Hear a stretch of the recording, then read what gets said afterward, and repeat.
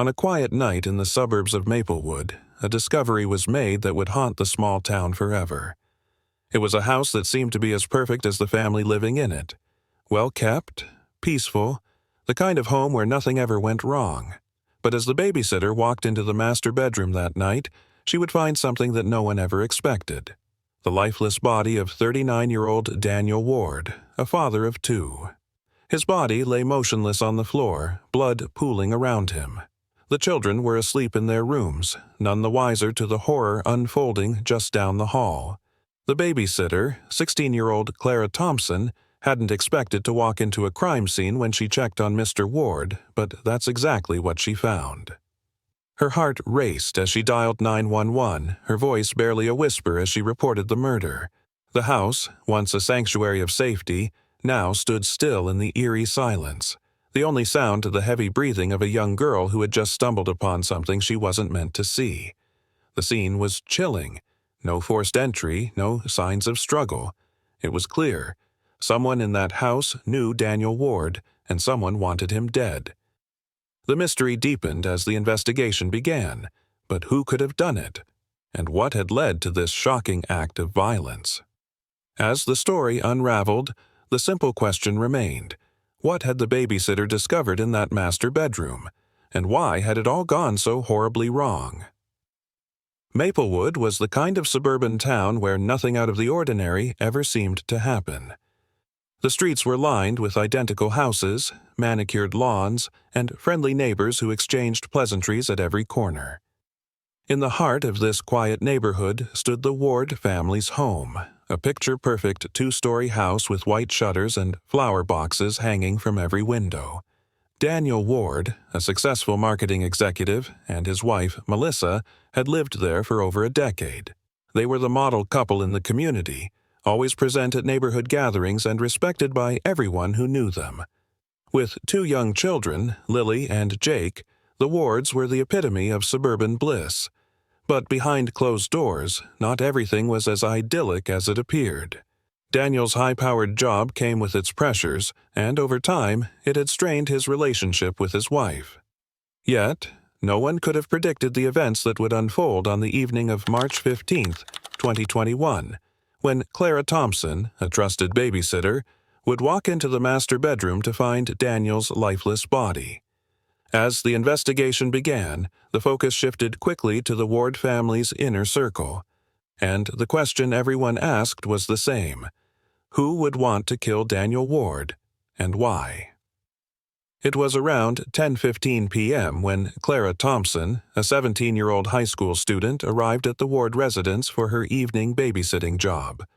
The children were already asleep, and Daniel and Melissa had left for a dinner party, giving Clara a quiet night ahead. She had been babysitting for the Ward family for nearly 2 years and had come to know their routine well. It was a regular night, and nothing seemed out of the ordinary when she settled in the living room, engrossed in her phone and watching a show. However, everything would change when Clara noticed the bedroom door slightly ajar. It was an odd thing to observe because Daniel and Melissa always kept their bedroom door closed when they weren't at home. Clara dismissed it at first, assuming maybe they had forgotten, but curiosity soon took over. Around 11:00 p.m., the sudden sound of a door creaking open from upstairs drew Clara's attention.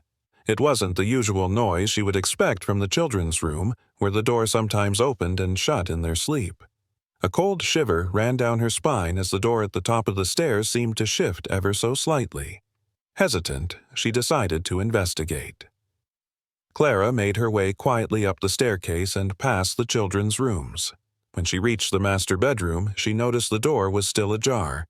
Stepping closer, she peered inside. The sight that greeted her would stay with her for the rest of her life. Daniel Ward lay motionless on the floor beside the bed, a blood-stained knife in his chest. His face, usually full of life and expression, was now still, his eyes wide open, staring at the ceiling in a cold and vacant gaze. Blood had pooled beneath him, staining the expensive hardwood flooring and spreading out like an ominous pool.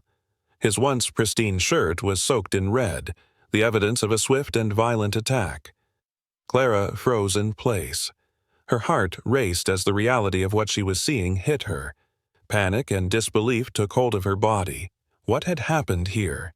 She hadn't heard a sound. There was no indication that anything was amiss, and yet here lay the body of the man she had known for months, in an unmistakably brutal and deliberate position. With her breath caught in her throat, Clara stepped back slowly and turned to leave the room. Her first instinct was to call 911, but her mind couldn't seem to focus. The weight of the discovery kept her rooted in place. Finally, she forced herself to move, reaching for her phone in a daze. 911, what's your emergency? The dispatcher's voice crackled through the phone. Someone's been murdered, Clara managed to gasp, her voice trembling. She described the scene as best as she could, and within minutes the police arrived, their sirens cutting through the quiet night.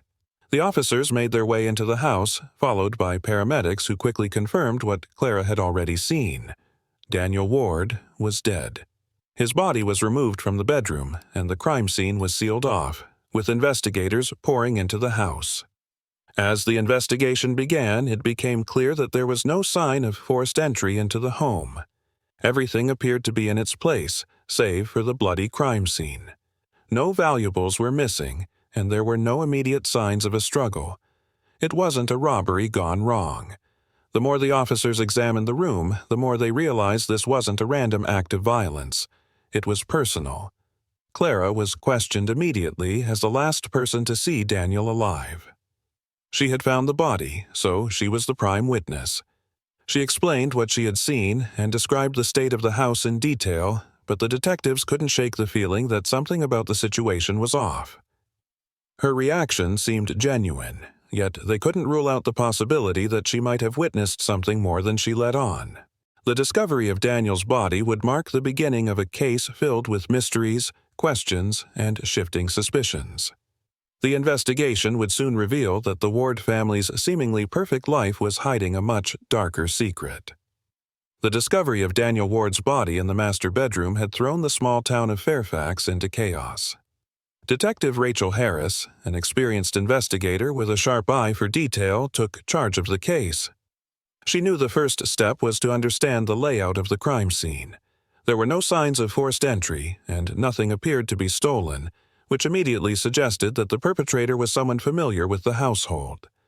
Clara, the babysitter, had been the last to see Daniel alive. She found his body after hearing an unusual noise coming from the upstairs area. Her statement to the police, though calm, raised suspicion. Clara claimed to have been watching television in the living room after Daniel had gone into his office, but she had no real alibi for the time between her last sighting of him and when she discovered the body. Detective Harris immediately focused her attention on Clara. There was no indication of struggle, and the murder weapon, a kitchen knife, was found next to Daniel's body, its handle wiped clean but still bearing a trace of blood. It seemed like a deliberate act, and the careful positioning of the knife suggested that the killer wanted to leave a clear sign of their presence. Clara's calm demeanor only deepened the detective's suspicions. As Harris continued her investigation, she learned that Clara had been facing financial difficulties. She had been working as a babysitter for the Ward family for several months, and according to her financial records, she had been living paycheck to paycheck, relying heavily on the money from her part-time work. Her recent debts, including loans from payday lenders, painted a picture of a young woman under significant pressure. The Ward family had been going through their own financial struggles. Daniel, who had built a reputation as a successful businessman, had been dealing with mounting debts. It was clear that the Ward family was under financial strain, but Harris knew this wasn't enough to suggest a direct link to the murder. There had to be more to the story. Then came a breakthrough. A closer look at Daniel's phone records revealed a series of text messages from a mysterious number sent in the days leading up to his death. The texts were cryptic, but implied that Daniel had been involved in some form of blackmail. The anonymous sender threatened to expose Daniel's financial mismanagement unless he paid a substantial sum. The detective had a strong hunch that this blackmailer might have been a factor in his murder. Further investigation into Clara's personal life revealed an unsettling connection between her and the mysterious texts. Clara had been in contact with a local pawn shop, where she had recently sold several valuable items, including electronics and jewelry. This raised the question: was Clara being manipulated by someone, or had she become involved in a financial scheme to secure money for herself? Then, a neighbor came forward with new information. Mrs. Jenkins, who lived next door to the Ward family, recalled seeing someone leaving the house at around 10:30 p.m. the night of the murder. The individual had been wearing a distinctive red jacket, which Clara had worn when she first arrived at the Ward house. This detail was key.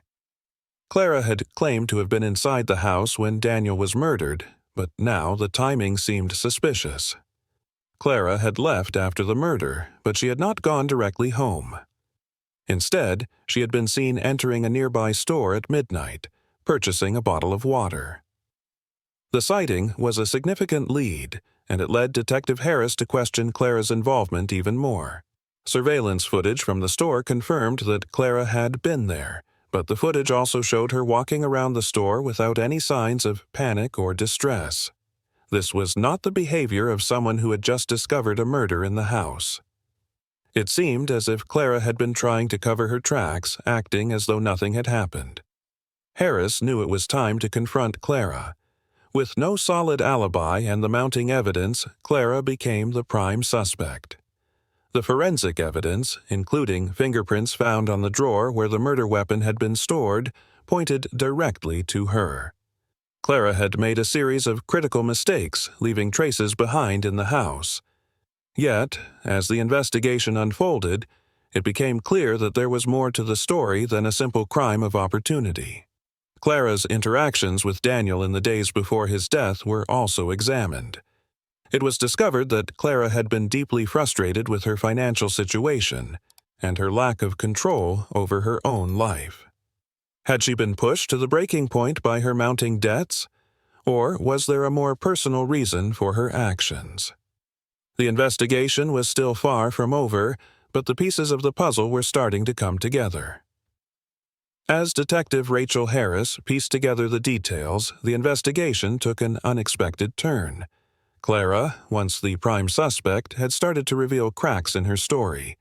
A forensic analysis of Clara's phone records added an unnerving new layer to the case. Hidden among the phone logs was a call she had made just hours before Daniel's body was discovered. The call had been placed to a number that Clara had failed to mention during her previous interviews. When the number was traced, it led back to a name that sent shockwaves through the investigation: Catherine Ward, Daniel's wife. At first, the discovery seemed implausible. Why would Clara be in contact with Catherine, especially if the two were supposed to have no personal connection? Harris soon learned that Clara and Catherine had been more closely linked than anyone could have imagined. In fact, Clara and Catherine had met a few months earlier, when Catherine hired Clara to babysit for the family. What seemed like a simple professional arrangement had evolved into a complex, covert relationship. Over the course of their time together, Clara and Catherine had become close. So close, in fact, that Catherine had confided in Clara about the stress she was experiencing in her marriage. Daniel's infidelity, his gambling habits, and his spiraling finances had all been subjects of deep concern for Catherine. The plot thickened when Harris found out that Catherine had been struggling with her own set of secrets. The phone call between Clara and Catherine had been about something more than babysitting arrangements. The call was a coded conversation about the financial issues they had been discussing for weeks, and now they were talking about how to resolve it. The connection between Clara and Catherine wasn't just casual. It was driven by a shared need for control over a collapsing financial situation. What Harris discovered next would challenge everything the investigation had previously believed. A search of Catherine Ward's personal records revealed that she had been actively seeking a way out of her marriage. There were emails between her and a lawyer discussing divorce proceedings, and there were also mentions of a substantial life insurance policy on Daniel. The sum was significant, and it seemed Catherine had been preparing for a life without him. But what she didn't know was that Clara, her trusted babysitter, was in possession of information that could bring everything crashing down. Clara had access to sensitive details about the Ward family's finances, and she was not the only one aware of the life insurance policy. With new evidence in hand, Detective Harris dug deeper into Clara's life. Clara had been in constant contact with a local pawn shop where she had been selling off items from the Ward family home. Among these items were valuable pieces of jewelry, some of which had previously belonged to Catherine. Clara had been pawning off family heirlooms to support her mounting debt, all while maintaining her facade as the innocent, hard-working babysitter. But her desperation to cover up her tracks had led her to make a fatal mistake. She had kept some of the stolen items hidden in her apartment, and Harris had obtained a warrant to search her home. What they found stunned everyone involved in the investigation. In the back of Clara's closet, hidden beneath a pile of clothes, were two important pieces of evidence: an envelope containing a series of documents related to the life insurance policy on Daniel Ward, and a detailed letter from Catherine, written just days before Daniel's death. The letter was a confession, but it wasn't about a crime. It was about a plan. Catherine had instructed Clara to make sure Daniel wouldn't be around long enough to collect on the life insurance policy. The letter also included an ultimatum. Clara was to make it look like an accident or a robbery, ensuring that Catherine would inherit everything. The final shock came when Harris received a cryptic message from Clara's phone. It had been sent hours after Daniel's death and was directed at a familiar contact, Catherine Ward. The message read, "It's done. Everything is set. He won't be coming back." The revelation left Harris reeling. Clara had been part of a conspiracy, but she wasn't acting alone. While Catherine Ward had seemed like a victim in the investigation, the truth revealed a far more sinister plan, one that Clara had unwittingly become entangled in. The murder was no longer just a simple crime of passion or betrayal. It had evolved into something much larger. The manipulation, the hidden deals, and the desperation to protect financial stability had led to the unthinkable, a calculated murder designed to benefit both Clara and Catherine. Harris now had the final pieces of the puzzle. Clara had been caught in the web of deceit spun by Catherine, but she had still played a significant role in the crime. The meticulous planning, the message sent to Catherine, and the hidden documents all pointed to a chilling truth. Clara had knowingly assisted in the murder. Whether out of fear, desperation, or an agreement between the two women, Clara had been a key player in this crime. With these revelations, the case was no longer just about solving the murder of Daniel Ward. It had grown into a larger story of manipulation, betrayal, and a web of lies that ensnared everyone involved. As Clara Hendricks' trial entered its final stages, the quiet town of Willowsbrook found itself at the center of a highly publicized courtroom drama. The charges against Clara were grave: first-degree murder and conspiracy to commit murder. The prosecution, led by District Attorney Eleanor Brooks, was focused on presenting the evidence that clearly tied Clara to the crime. Detective Rachel Harris took the stand as the star witness, walking the jury through the investigation that had unearthed Clara's role in Daniel Ward's death. The prosecution laid out a detailed narrative, connecting Clara's actions on the night of the murder to the critical pieces of evidence that had been gathered. The blood-stained knife, the hidden life insurance policy, and the pawned items all pointed to Clara's involvement. They argued that Clara had knowingly taken part in a calculated plot to murder Daniel Ward, motivated by financial desperation and Catherine Ward's manipulation. The text message sent by Clara to Catherine after the murder, "It's done," was central to the case, painting a picture of someone who had carefully planned and executed the crime. Clara's defense, led by attorney David White, attempted to refocus the narrative. They claimed that Clara had been manipulated by Catherine, whom they painted as the mastermind behind the murder. According to the defense, Clara had been coerced into taking part in the crime, believing that she was simply helping a friend. White portrayed Clara as a victim of Catherine's emotional pressure, emphasizing that she had no motive to kill Daniel herself. The defense attempted to evoke sympathy for Clara, pointing to her history as a trusted babysitter and a community member with no prior criminal record. Clara's testimony became the focal point of the trial. She described her long-standing relationship with Catherine and explained her involvement in the crime as a misguided attempt to help a friend. However, Clara's testimony was disjointed and lacked the emotion that many expected. She spoke about Catherine's financial struggles and her own personal difficulties, but her calm demeanor throughout the testimony raised doubts in the minds of the jurors. Clara's failure to express remorse, coupled with her cold, controlled manner, worked against her in the eyes of the jury. The prosecution made sure to counter the defense's claims. They showed Clara's financial records, which revealed the extent of her debt and the embezzlement from the Ward family's accounts. Clara's financial desperation was clear, and the prosecution argued that this, combined with the emotional manipulation by Catherine, had driven her to commit the murder. The jury was also shown Clara's previous actions, her decision to pawn off items from the Ward home, and the fact that she had been the last person to see Daniel alive. These actions painted a picture of a woman who had been actively involved in the crime, not just a passive participant. After days of intense testimony and arguments, the jury began deliberating. The evidence against Clara was overwhelming. Her fingerprints had been found on the drawer where the murder weapon was stored, and her involvement in the financial theft was undeniable. The text message she sent to Catherine after the murder was damning, as it showed that Clara had been aware of the gravity of the crime and was fully complicit in its aftermath. Despite the defense's arguments, the jury was left with little doubt about Clara's role in the murder. The deliberations were short, and after just a few hours, they returned with a verdict. Clara Hendricks was guilty of first-degree murder and conspiracy to commit murder. As the judge pronounced the sentence, Clara's expression remained unchanged. She was sentenced to life in prison without the possibility of parole. The courtroom was filled with mixed emotions.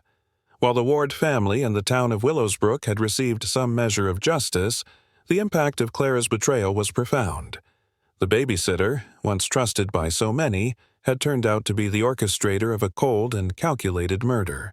For the community, the trial had exposed a side of Clara that no one could have imagined.